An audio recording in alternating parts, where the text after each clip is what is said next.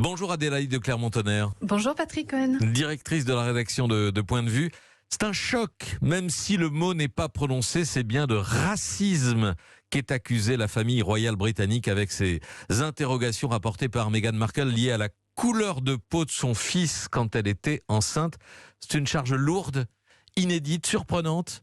C'est une charge absolument lourde, très surprenante aussi, parce que la famille royale britannique a beaucoup de défauts, certainement, beaucoup d'exigences, beaucoup de complexité, mais honnêtement, la dernière chose dont on pouvait les accuser jusqu'à présent, c'était de racisme. Souvenez-vous, ça a d'ailleurs fait l'objet d'un épisode assez savoureux dans The Crown, que la reine, une des seules fois où elle sort de sa réserve, c'est pour contrer Margaret Thatcher, qui ne veut pas agir contre les lois de l'apartheid, par exemple. Rappelez-vous les discours du prince Charles pour le Commonwealth, sur la diversité des cultures, sur ce que nous avons à apprendre des autres peuples. Donc, vraiment, c'est très étonnant cette charge-là. C'est très étonnant quand on voit le mariage aussi. Rappelez-vous le mariage où, au contraire, la culture de Meghan, le pasteur Curry avait été accueilli au cœur de la chapelle Windsor, avait harangué dans la grande tradition des pasteurs, ou encore les gospels au mariage. On n'avait pas du tout vu venir une accusation de racisme. Il faut rappeler que c'est un coup d'autant plus dur dans un pays qui compte près de 15% de personnes issues de minorités ethniques. C'est très important en Grande-Bretagne. Toute la famille en prend pour son grade dans cette interview. William et Kate, William prisonnier du système, le prince Charles qui a vraiment déçu son fils Harry. Seule la reine Elisabeth est épargnée parce que c'est une icône. Effectivement, la reine Elisabeth est une icône, elle est d'une certaine manière intouchable. Cette femme a donné toute sa vie à son peuple, à son pays, aux nations dont elle a la charge. Néanmoins, de manière détournée, en attaquant l'institution, une institution qu'elle incarne et qu'elle incarne depuis des décennies, évidemment, elle est également écornée. C'est vrai que c'est extrêmement violent. On est très surpris du niveau des attaques. Néanmoins, il y avait une forme de sincérité, je pense, dans l'angoisse du couple par rapport à sa sécurité, dans l'inquiétude qu'ils ont manifestée. Et puis, il faut voir Meghan Markle qui confie des idées suicidaires, oui, quand même, des idées suicidaires qui rappellent évidemment les idées suicidaires de Diana. On imagine l'effet que ça a fait sur Harry. Et Harry a aussi eu quelques allusions ou parallèles avec ce qui est arrivé à sa mère, Lady Diana. Est-ce qu'on est... Adélaïde de Clermont-Tonnerre, est-ce qu'on est au début d'une crise aussi violente pour la monarchie britannique que celle des années 90 avec Diana ?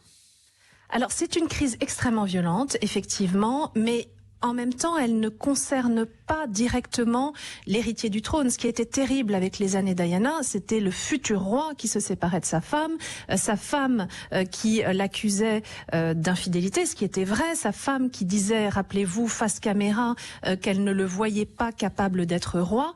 Donc c'était une attaque encore plus frontale. Là, c'est quand même le 6e en ligne de succession qui effectivement porte des coups sévères, mais en même temps qui a fait des choix, qui a choisi de s'éloigner de cette famille, qui a pris son indépendance. Il faut aussi que Harry et Meghan, au fond, soient en accord avec leurs aspirations. S'ils aspirent à la privauté et à la liberté, pourquoi revenir sur ces sujets ? Pourquoi relancer la tension ? Comment le palais peut-il ou va-t-il répliquer à toutes ces attaques ? Le palais probablement va commencer par laisser retomber, c'est généralement la stratégie. Je ne pense pas du tout qu'il puisse y avoir de déclaration directe, c'est à l'inverse de toute la stratégie du palais depuis des décennies, le fameux never complain, never explain. En revanche, il y a certains points qui ne peuvent absolument pas rester en suspens. L'accusation de racisme est très très grave, vous l'avez dit. Énormément de gens sont citoyens d'origine étrangère avec des cultures différentes, ça a toujours été un point clé pour la monarchie britannique, donc ils ne peuvent pas laisser les accusations de racisme en suspens, tout comme les accusations concernant la sécurité de Harry, Meghan et leur fils, et quelques points qui vont devoir être adressés. On va sans doute lire les répliques, les réponses ou les ripostes dans la presse britannique qui est très active, parce que vous avez parlé de la violence de l'interview de cette nuit à Oprah Winfrey. mêmes frais, mais dans les tabloïds notamment, il y a une guerre de communication qui a été engagée depuis plusieurs mois avec des accusations qui sont aussi très sévères contre Meghan Markle. C'est harcèlement dont on l'accuse quand elle était au sein de la famille royale. La riposte venue de Californie elle est efficace, elle peut être désastreuse ou elle peut enclencher aussi un nouveau cycle d'informations, révélations, confidences absolument dommageables pour la monarchie britannique. Mais je pense que les cycles qui vont s'amorcer sont dommageables et pour la monarchie britannique et dommageables pour le couple, parce que Harry et Meghan, qui ont si mal vécu les attaques effectivement des tabloïds, en s'en prenant de manière si frontale, non seulement à la famille royale, qui est quand même intouchable d'une certaine manière pour les Britanniques, mais aussi directement de manière répétée à la presse, aux tabloïds, à qui ils ont fait des procès, à qui ils ont décidé de ne pas donner d'interviews qu'il ne collaborerait plus avec cette presse-là, ce qu'on peut comprendre.